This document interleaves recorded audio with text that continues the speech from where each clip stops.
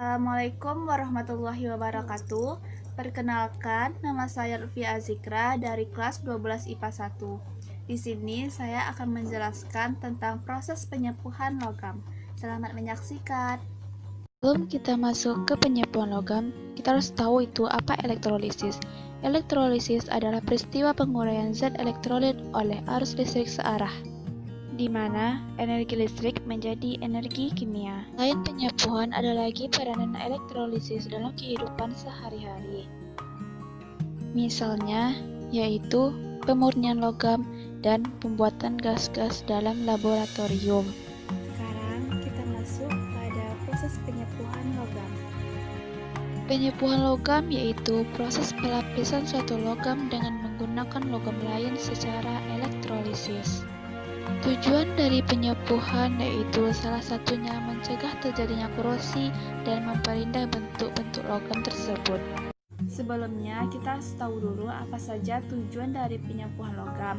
Yang pertama, yaitu untuk melindungi besi dari korosi ataupun perkaratan. Yang kedua, yaitu untuk mengubah penampilannya. Contohnya, yang pertama yaitu penyepuhan sendok dengan perak. Yang kedua, penyepuhan velg mobil dengan krom dan sebagainya. Perhatikan, ini adalah rangkaian penyepuhan logam di mana anoda sebagai emas dan katoda sebagai tembaga. Lalu, emas akan dihubungkan kepada kutub positif dan katoda dihubungkan kepada kutub negatif, dan terdapat larutan AuCl2. Lalu kita hidupkan saklarnya, dan apakah yang terjadi? Maka elektron yang berasal dari kutub negatif akan bertemu dengan tembaga melalui arus kabel tersebut dan bertemu dengan ion Au3+. Dan begitu seterusnya. Sekarang kita lihat lebih jelas pada lingkaran hitam ini. Dan kita lihat apa yang terjadi pada katoda. Kita perhatikan di sini bahwasannya atom Au sebagai gold dan ion Au3+ sebagai warna hitam dan ion Cl berwarna pink dan elektron berwarna kuning. Lalu kita lihat elektron akan bertemu dengan ion Au3+ dan berubah menjadi atom Au. Dan seterusnya seperti itu. Jadi akan melapisi logam tembaga tersebut. Lalu, apakah yang terjadi pada anoda ataupun emas? Maka di sini atom Au sebagai gold akan melepaskan 3 elektron menggunakan kabel menuju tembaga tadi. Dan begitu seterusnya sampai hingga lama-lama atom Au akan berkurang. Dan jika dibiarkan lama-lama, maka endapan emas akan melapisi tembaga, dan emas sebagai anoda akan berkurang ataupun habis. Apa saja materi yang terdapat dalam penyepuhan logam? Pada penyepuhan, tembaga yang dilapisi dijadikan katoda, sedangkan emas pada penyepuhannya sebagai anoda. Jika anoda kutub positif akan terjadi reaksi oksidasi, dan jika katoda kutub negatif akan terjadi reaksi reduksi. Dan pada katoda akan terjadi pengendapan logam penyepuhnya, sedangkan logam anoda larut terus-menerus.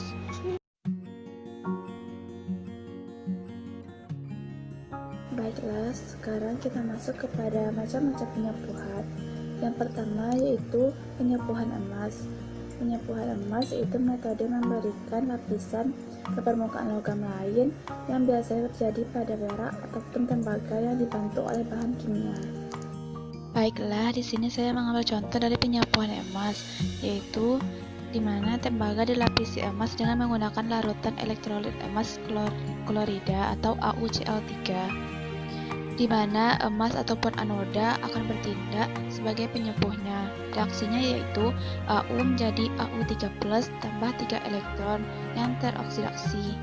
Yang kedua, tembaga ataupun katoda, yaitu reaksinya Au3+ ditambah 3 elektron menjadi Au yang tereduksi. Yang kedua yaitu penyapuan perak.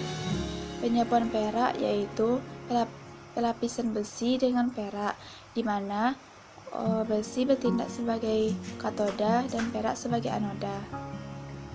Elektrolit yang digunakan yaitu elektrolit yang mengandung logam pelapis. Logam perak akan teroksidasi menjadi ion perak. Pada katoda, ion perak akan tereduksi logam yang akan menjadi pelapis besi.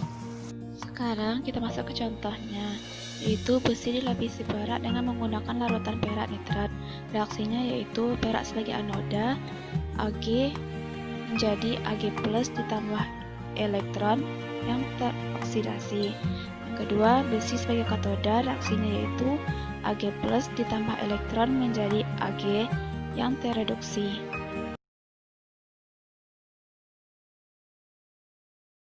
Yang pertama, kita membutuhkan paku.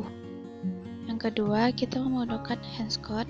Yang ketiga, kita menggunakan baterai, lalu penjepit buaya, slot baterai, dan gelas kaca, dan juga larutan CuSO4.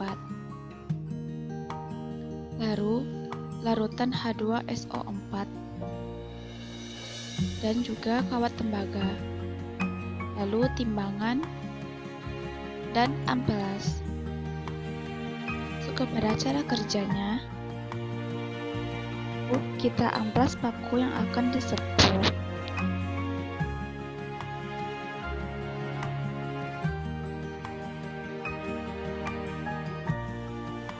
Selanjutnya, masukkan paku yang sudah diamplas ke dalam larutan H2SO4.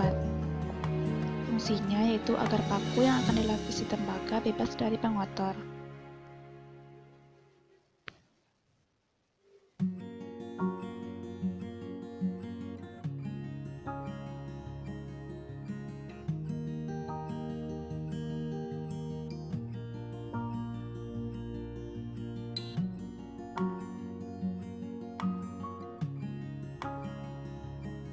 Setelah dirasa cukup, kita cuci kembali menggunakan air bersih.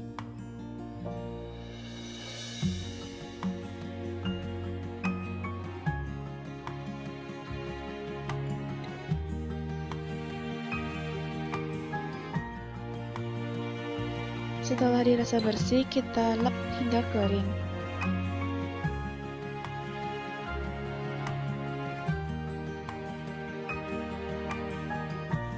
Lalu, kita timbang paku untuk mengetahui masanya. Sekarang kita masukkan larutan CuSO4 ke dalam gelas ya.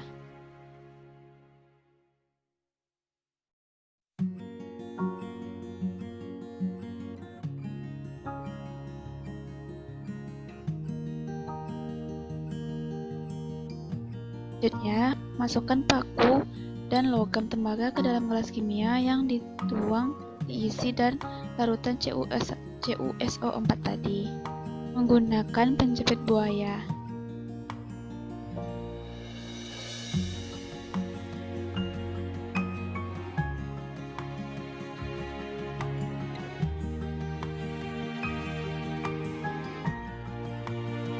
Selanjutnya, kita aktifkan arus listrik dan tunggu kurang lebih 10 menit.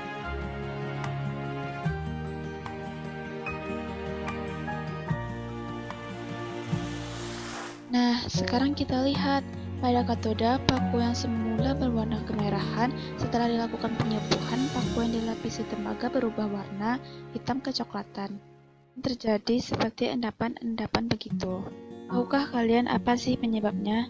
Yaitu paku yang mengalami penyepuhan karena pergerakan ion Cu2+ yang tereduksi di katoda. Dengan kata lain, katoda bukan menangkap ion Cu2+ dan akan membentuk endapan Cu.